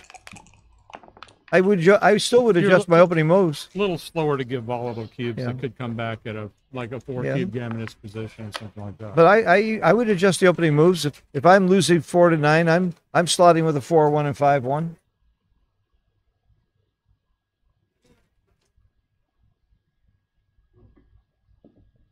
I like this play.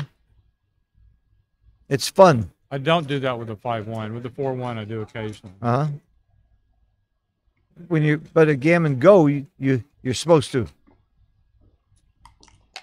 If it's pure gammon go, you do slot with 5-1. I'm an expert on the first roll, and then I'm dead.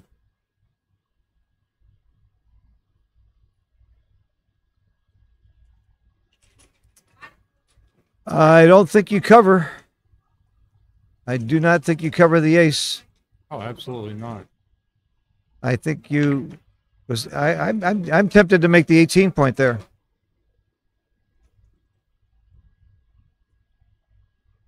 I think I make the 18 and come down. I think this is the right play.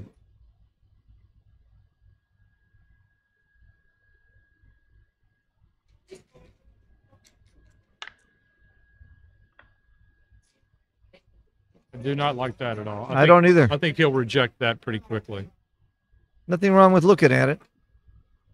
Just deadly if your opponent rolls a 5. Here's a guy that played at 2 in the finals of the Super Jackpot. Yeah. He's going to make the right play.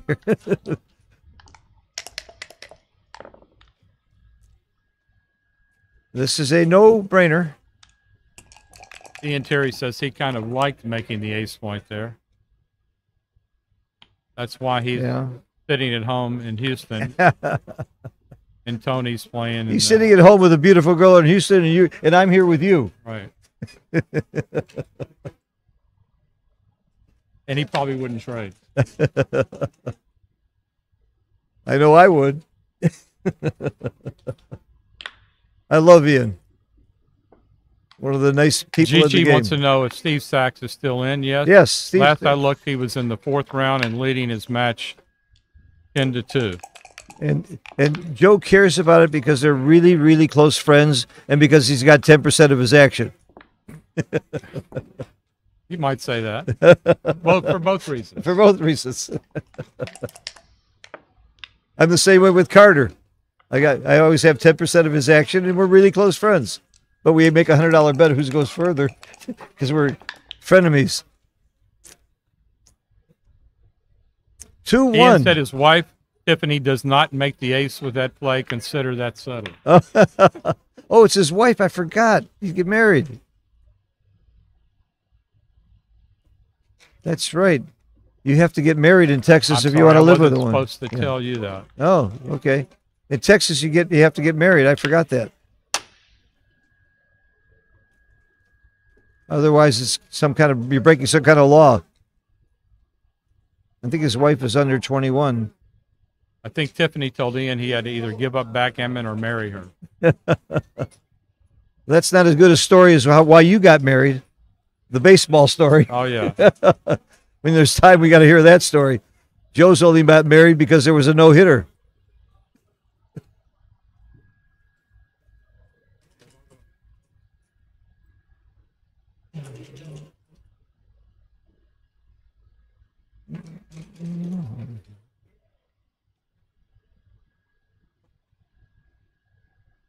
Do you switch? What do you do?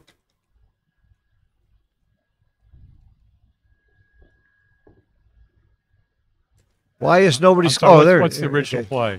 Okay. Is this the original position? I'm lost.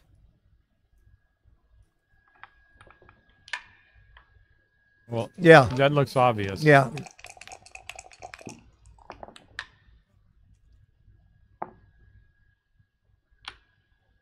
Come out.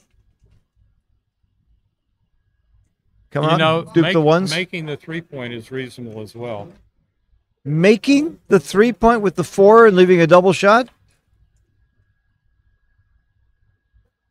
That probably is right because I hadn't thought of it.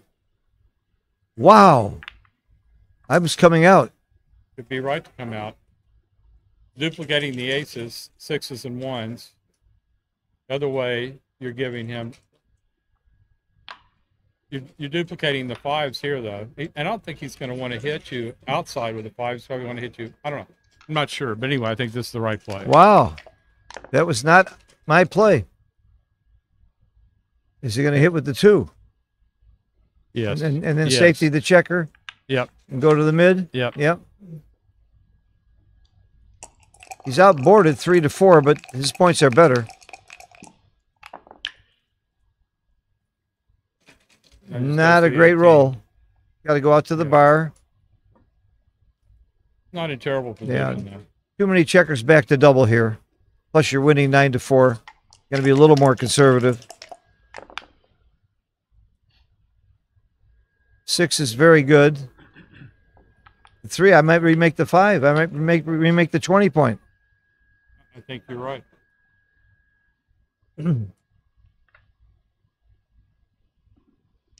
This is a big roll for Toni. Very important roll. It sure is nice to see the 3. Then you see the 1. You're wondering. He just plays 14-13. Yeah. There's nothing else. Yeah, you have to anchor. You have to anchor. No. It's not a banana split. I call it a suicide split, the problem though. Is, yeah. Johan is getting close to a redouble, but not so close at the score. I don't think this is correct. I think he just has to play 14-13. That looks awfully natural to do 14-13. Looks suicidal to do anything else. It's more like it.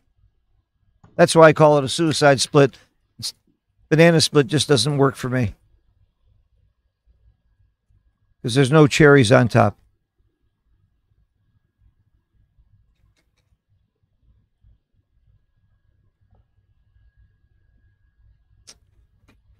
Okay. So You're definitely taking if he recubes. That's a pretty good reason not to recube. Ooh, nice roll. All the way around and make the... Okay, then then we know the 5. Remake the mid. I would have played the 5 first. But that's a matter of style. Important. Yeah, very important. Ooh, am I hitting? Down and hit. Well, you can Or you come just out come and in. hit. Come out and hit. Or you can just play it in. 3 options. I'm not sure you hit at all. You know why you don't hit? Because your opponent's real stiff. Not really. He's got some checkers on the midpoint he can play. This looks right. It looks right to me. I don't like the hit here. This is awfully big. This might invite a recube too, and I'm not sure I would take. It's not going to invite a recube. Yeah. It could lead to your opponent hitting and playing on. Yeah, okay. This looks like the right play.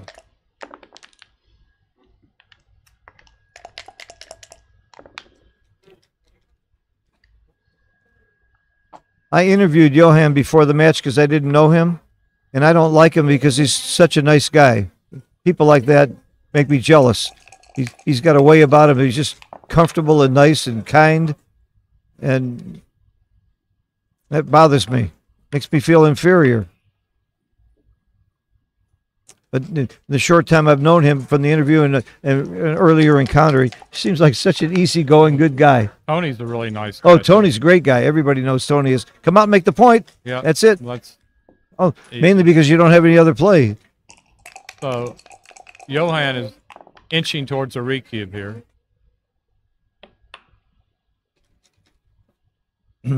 A 5 prime is shorter than it looks, and a 4 prime is longer than it looks. Is that what I think? Jake Jacobs told me that. I don't know if he coined it, but he told me that. This is beautiful, all the way out. So this is a very key role here. Very important role. He's going to break his board or leave a shot. He's going to break his board. It's hard to take a cube after you do that, isn't it? So I know I don't think I'm taking, so I know it's a double. I don't think you're too good.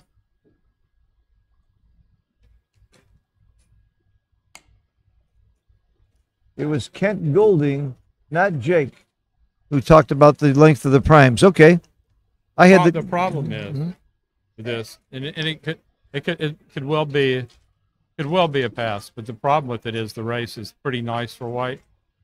You're on the 22 point, but you know your position is so fractured. I'm passing. That's if I'm taking, I'm not happy. Speaking of Kent Golding, he and I did some commentary together in Novi, Michigan, not too long ago, and boy, is he fun to do commentary with. This guy, his stories of the good old days and his memory. He's one of the best. He is one of the best. He's a raconteur. He's my second favorite commentator. After yourself? I wasn't going to say. Boy, you know me, don't you?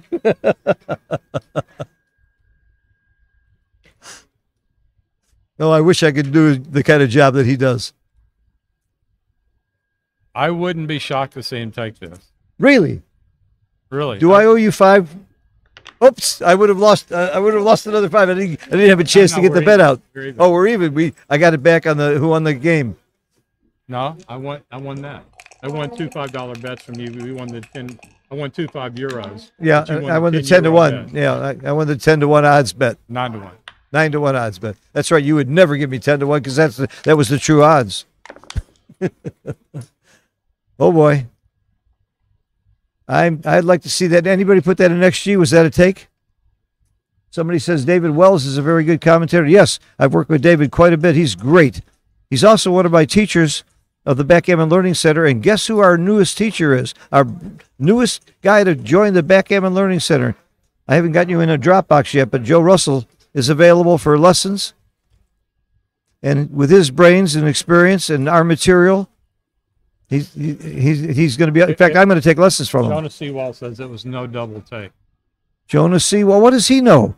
He's a big time poker player. Jonas Seawall says it's no double take, and Phil Simborg says it was no double. Yeah. No take. No He take. says no take. Yeah. Somebody has to be right. Right.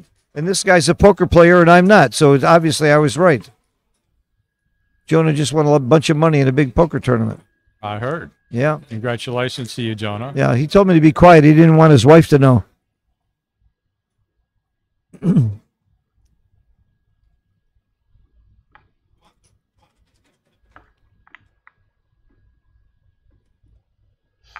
He's thinking trap is what's going on here. He's thinking trap play. And do you have a trap play when he's got those spares on the midpoint? I don't understand. He doesn't have to come out because he's got the spares on the midpoint. So you don't trap. What am I missing? He's trying not to let him raise. By breaking your, oh my God. Oh my God. The humanity. Why does he even look at plays that I don't even dream about? Wow, that is creative. Holy cow, I don't think I've ever seen that play. I don't know if it's right or not, but I love it. I love it, but I've never seen anything like it. Just 2 down to raise. Yeah. Wow, is that a play? Alex Farzan says it must be a big blunder. I don't know if it's right or not. Yeah. But I can guarantee you it's not a big blunder. He's either a genius or I'm an idiot or both. Probably both. You could have given me an hour and I wouldn't have found that play. It's one of my options. I could give you a month. What do you A month is right. A month I wouldn't have come up with that play. Wow.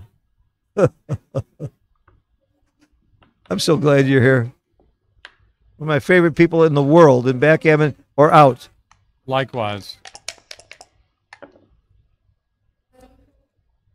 I've told my wife she's lucky that you're not a woman.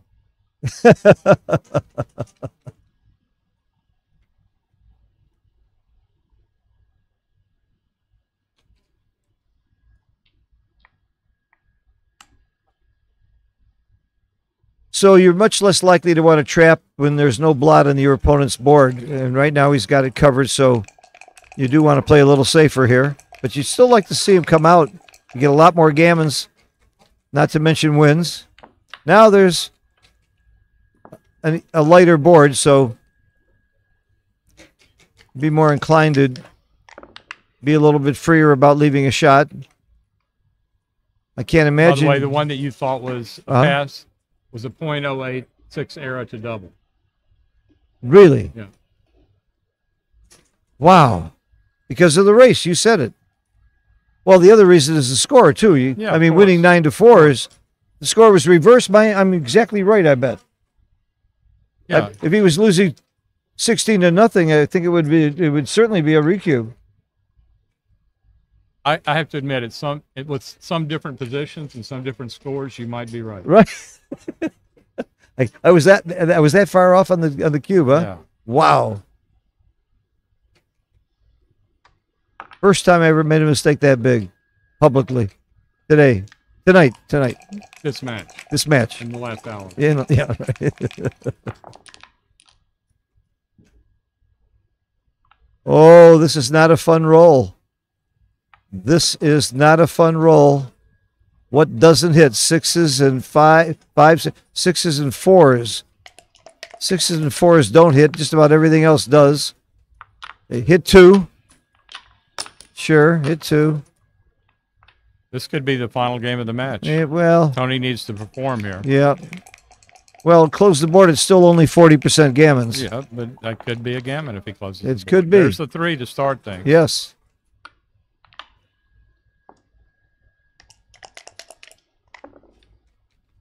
And there's Ooh, the and a dance. Now an 8-6 or a 3-6. Oh my goodness. Toni can't redouble though. Only backgammon has these potential swings. Nope. That's a swing and a miss. No. Paul McGrill was in a position like this, and he rolled and danced. His opponent rolled and danced. He rolled and danced. His opponent rolled and danced. Then he doubles. Only the mind of Paul McGrill would come up with something like that. You got to wonder what's going on in his mind. People have always wondered that. Toni desperately needs a 3 or double ones to get off this gammon. A 3 might get him in the game. Ian Terry with a very good backgammon technical term. Ouch. Ouch. Still fighting. Doesn't he know when to quit? Doesn't hit.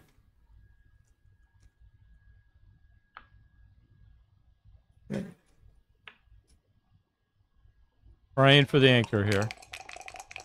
Or an ace-6. Nope.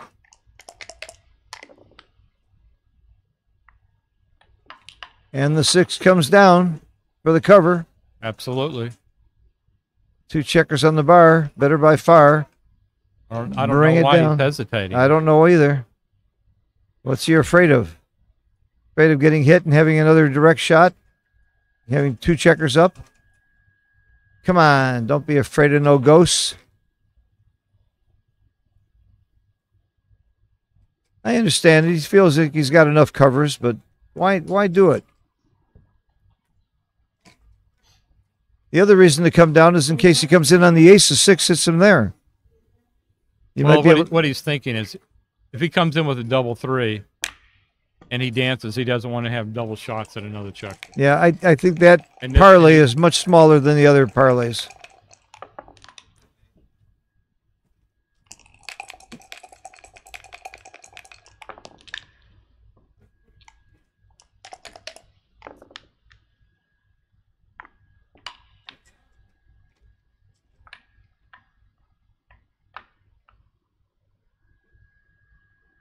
I like that 4. I like going to the 2. I've been another way to shoot at the ace. You're going to end up with a checker there eventually. Now you got 3 ways to hit. That last play out there was very good. Only problem with putting the man on the 2, and you're right. It probably is right because your first goal is the man from making the 24. Yeah.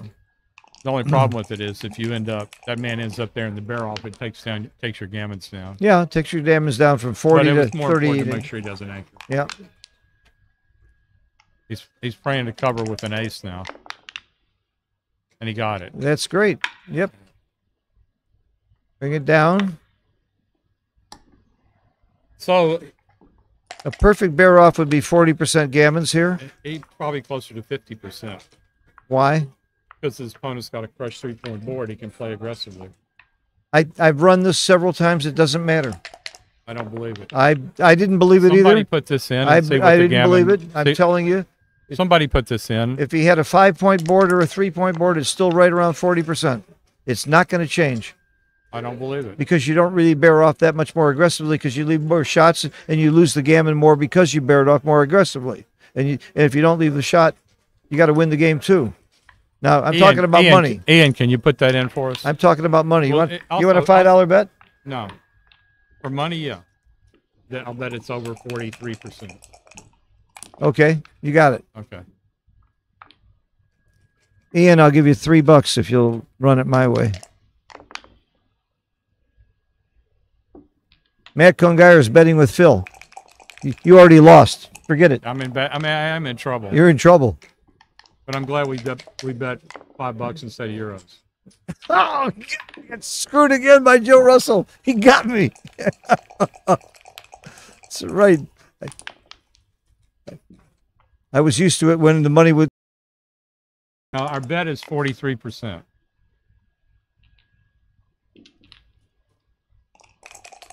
With the 3-point board versus a perfect bear off. I'll give you the perfect bear off too. Matt Congeyer says he likes my side. Oh, he does. He says he'll bet against you. Oh. Ouch. Did we bet euros or dollars? I think we bet shekels. Oh my gosh. Look what's happening here. This gammon is almost assured. No, not. 8 is 17 points. That's exactly the match. Yeah, I said this could be the last game. This but is it's not. It's far from assured. He It's just pretty needs well a big roll assured. here. Pretty well assured. He's got a chance. Yes. No double followed by a 6 something but it better be the right 6. Okay, it's got to be a 6 or doubles. And it's got to be the right 6. 46.5%. Yeah, isn't that what I said? Game, match. Wow, Great match. exciting. Did I tell you that was a pass? You owe me $5. Wait a minute. $5 or €5? $5. Yeah. Joe, thank you for joining me. Thank you, Phil. It's Congratulations always a pleasure. to The- Johan. That was an He exciting beat a last great game. player. I'd love to see when the 6-5 play he made. It was a That was 6-5, an right? amazing play. Anybody puts a 6-5 play in, I'd love to know what that was. I always said I don't lose money doing commentary, except when Joe Russell's around.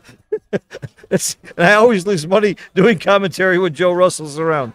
I want to interview the winner. I want to interview Johan real quick. And why don't you stay here with me? Okay.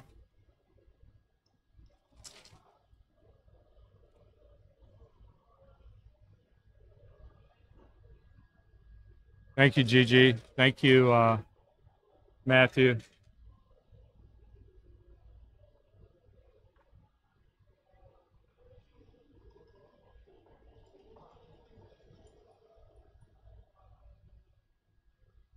Thank you, Joy.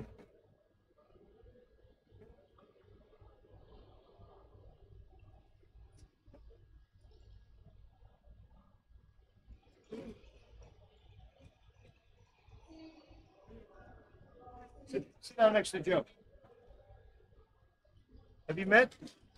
No, Johan? no. Joe Russell. Hi, Joe. Joe and Bynell. Good meeting you. Have a Very nice play. We were really interested in when you, I think as you had the 6, was it a 6-5? 6. Yes. What do you? The play where you opened up inside, gave him duplicated the 4s. You know, the so you could random force play it out. where you just I did thought that was whatever a the hell very- you wanted? Yeah, that was obviously a tough one. I know I was increasing the increasing the losses. exactly, But you were maybe not so much, because you don't want him to just sit there and roll a double. You want him to come out, and you had gammon chances the way you played it. exactly. I know I was 8 away, so I know all the gammons But would you give also me the giving match. him a potential to get a powerful 8-cube Yeah, double. that was the other part I was struggling with, when to send the 4-cube. And I know you should be extremely cautious, and that can be a huge blunder, obviously. And on the other hand, it might be right as I'm 8 away. By the way, I loved your play. All right, Phil thank you. said he wouldn't make that play if you gave him 1 month. I wouldn't have found it. Wait a minute, not make it. I wouldn't have found the play. I wouldn't have considered it. I don't know if it was right or not. I'm not sure. I look I forward to asked seeing. some people to put it in and let They us said know. the cube was wrong, and I was passing. So what do you know about that? It's a very strong player, but I think obviously when every time you're getting a 4-cube, when I'm 8 away, it's also some psychological pressure, and he knows if as there were some gammon, I might get the pass as well. Right. So you need to take that into consideration. It was wrong by .086. Oh, So it was pretty. Are you saying 086. Are you saying Okay, you not would too not bad have, then. Well, that's no. It's a blunder, but still. 86 millipoints. That's Exactly, but I also I will get a few passes. I think Right. there are probably not from Toni though. He's a very fine player. He's a very strong player. I was rolling extremely well, and I was lucky in the right occasions. But you played very well. I was very impressed with your play. I wish we'd had the XG feed and we didn't. But I was very impressed with your play. Yeah, let's see. I mean, XG is the one judging, and I look forward to see the data coming up. I have to admit, I wouldn't have thought of making a trap play while he still had 2 checkers on the mid and wasn't going to be forced out. That was brilliant. I mean, that wasn't on my radar. Well, the problem was he was going to give him all the time in the world to roll the winning double if he did, because if he plays from out here, he's going to let him play down from the mid, then let them play those checkers in, keep playing, right? That's what you were thinking. Exactly. That was just brilliant. Very well done. Okay, excuse me. No worries. Congratulations. Thank you. Fantastic win. Good Good meeting luck you. in the rest. We'll see you in the finals. Thanks You for got a the shot for it. commentating, and I enjoyed wish it. you a good evening. Thank you. Thank you. Thanks, Phil. Good luck in the rest. That's all for tonight. We'll see you tomorrow at 2 p.m. The main starts, and I don't believe we have any stream matches before 2 p.m. Monte Carlo time. And thank you all for watching. Thank you for your comments. Thank you for costing me $5, Ian.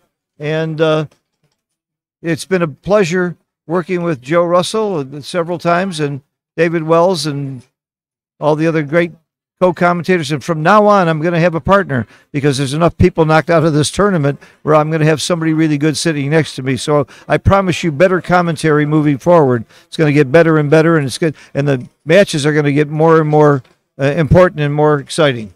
So that's it for tonight. We'll see you tomorrow at 2 o'clock.